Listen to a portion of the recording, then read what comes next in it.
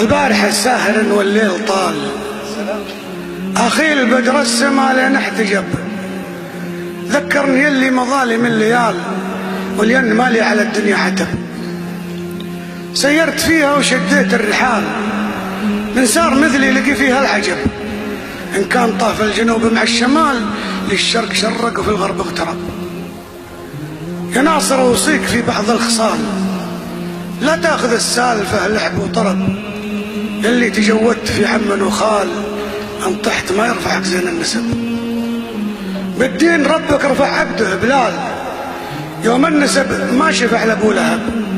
بلال مثواه جنات وظلال، ابو لهب منزله دار اللهب. لا تعتذر بالقدر في كل حال، الله جعل كل شيء وله سبب.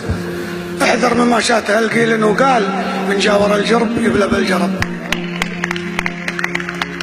احذر مما شاته القيل وقال، من جاور الجرب يبلى بالجرب. اهل الشجاعة تبينها الفعال، انشدها للعلم واقرا في الكتب. قوم تعقل حداها بالعقال، تثني رقاب العادي والركب. وناس عليهم يحيلون العيال، حيدانهم مثل حيدان القصر. وناس تجي مثل راسية الجبال، اللي قممها من تحت السحب. وناس تجي مثل قوز من الرمال، انهبت الريح ميل وانقلب. لا تنخدع بالحديد اللي ثقال، شيخ المعادن يسمونه ذهب.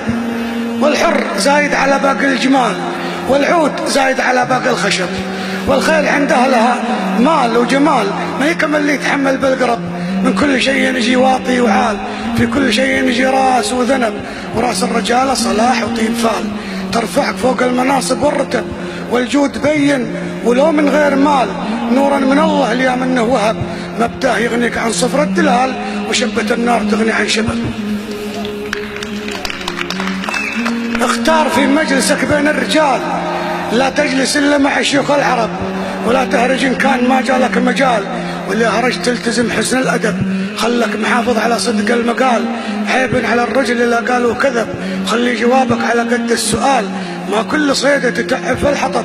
ان الحطب كان صايد لك غزال، اما الجرادة بلاش من التعب. واحفظ لسانك اللي طال الجدال، لا يستفزك ويحميك الغضب.